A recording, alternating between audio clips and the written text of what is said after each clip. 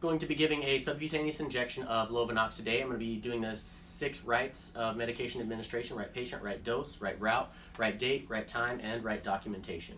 Going to check the doctor's orders along with the MAR. The doctor's ordering 40 milligrams of Lovenox, which that is correct with the MAR, and the volume should be 0.4 milliliters with the desired concentration. I'm going to take my medication out of the dispenser. It is an ampule of Lovenox, which is correct with the MAR.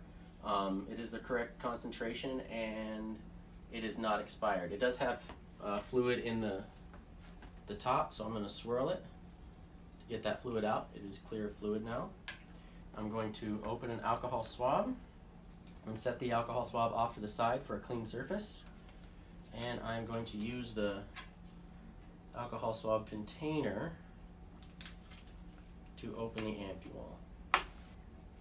And then I'm going to set that on a safe spot, and I'm going to walk the top over to a sharps container, get rid of that, and I'm going to prepare my syringe. I'm going to open it up, open that up.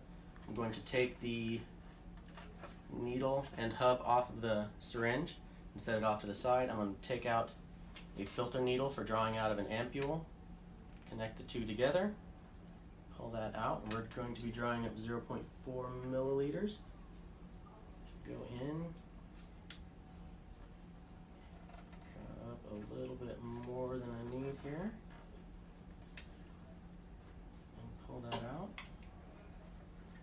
I'm then going to dispose of my sharp filter needle and get that air bubble up to the surface, and I'm going to push out until we reach our desired dose. And I'm going to actually do that over the sink so I can get to the correct place there. Alright, we're 0.4. I'm then going to draw up 0.2 milliliters of air, and I'm going to connect my needle back to my syringe and swirl to get that nice air bubble up to the top. I'm then going to bring in, I'm going to actually go ahead and throw this in the sharp so it doesn't decide to bite me later. And I'm going to bring my alcohol swabs and my gloves and my medication into the patient's room.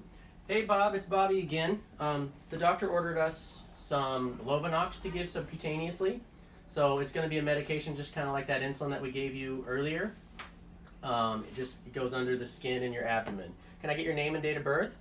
Bob Johnson, 4/12/72. 4/12/72. I'm going to check that with the patient record, and it is correct. And do you have any allergies, Bob? Nope. I'm going to scan the patient's bracelet.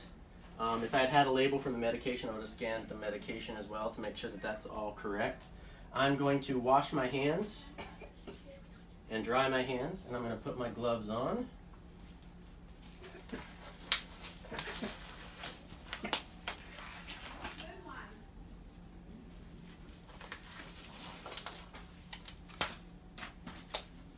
Going to expose the patient's lower abdomen.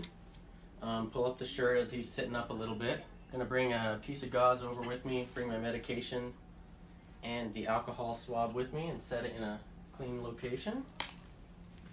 Going to open up my alcohol swab. I'm going to prepare my site using a swirling motion. Get it clean. Set that off. I'm going to wait for that to dry for 30 to 45 seconds. And it should be dry now. Going to remove the cap from my needle.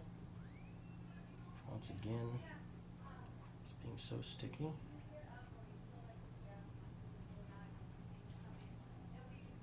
Alright, normally I would grab a different needle, but unfortunately I don't have that many. So I'm just going to get that started and then secure it on. Remove the needle and set the cap off to the side. I'm going to pinch up the fold of skin at his abdomen, inject at a 90-degree angle, or insert at a 90-degree angle.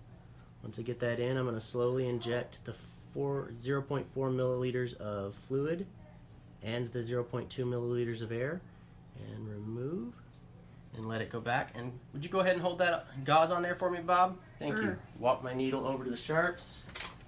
Dump that. All right. How'd that feel, Bob? That was alright. All right. Let me just blot that off of there.